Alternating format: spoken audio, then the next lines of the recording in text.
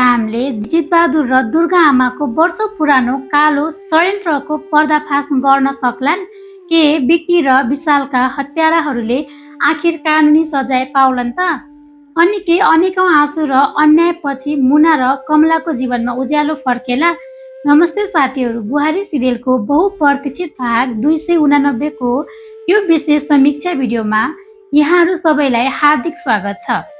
आजको भागमा रहस्य, बदला, न्याय र भावनाको यस्तो भयानक तुफान आएको छ जसले हरेक दर्शकको आँखा रसाउनेछ अनि मन श्रीङ्ग बनाउनेछ। कथाको सुरुवात नै एकदमै भावुक मोडबाट हुन्छ, जहाँ आफ्नो प्रिय श्रीमान रामलाई जीवितै तर कष्टकर परिस्थितिमा देखेर कमला र मुना आफूलाई सम्हाल्नै सक्दैनन् र आफ्नै कारणले रामले यो हविगत भोग्नु परेको ठानेर पश्चातापको अग्निमा जलिरहन्छन्। तर रामले उनीहरूलाई सम्झाउँदै यो अवस्था उनीहरूको कारणले नभई पुराना शत्रुहरूको भयानक षड्यन्त्रको परिणाम भएको र रूपा अनि उनका चेलीहरूले गर्दा नै आफ्नो ज्यान जोगिएको सत्य खोल्छन्।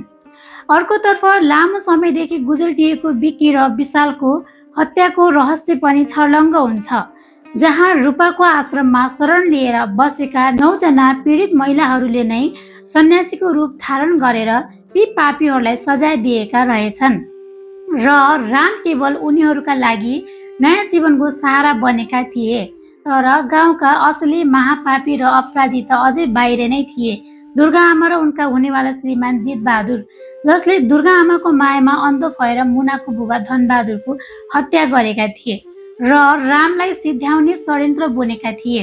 यो सत्य थाहा पाएपछि रामले कानुनको दायराभित्रै रहेर उनीहरूलाई सिध्याउने एउटा दह्रो मास्टर प्लान बनाउँछन्, जस अन्तर्गत मुना र कमलाले विवाह गर्न राजी भएको नाटक गर्छन् ताकि शत्रुहरू ढुक्क भएर जालमा फसुन्। प्रत्यक्षदर्शी इमानिए दाईलाई सत्य बोल्न तयार पारिन्छ भने रमेश दाईको मद्दतले प्रहरीलाई सम्पूर्ण कानुनी प्रमाणहरू सुम्पिन्छ। अन्ततः जुन विवाहको मण्डपमा खुसीको छाया पर्नुपर्ने थियो त्यही मण्डप अपराधीहरूको पतनको थलो बन्छ, जहाँ पञ्चेबाजा बजिरहेको बेला प्रहरी इन्सपेक्टरको प्रवेशसँगै जितबहादुर र दुर्गा आमाको कालो करतुतको पर्दाफास भई हतगडी लगाइन्छ र उता ती 9 जना साहसी नारीहरूले पनि कानुनलाई सम्मान गर्दै आत्मसमर्पण गर्छन्।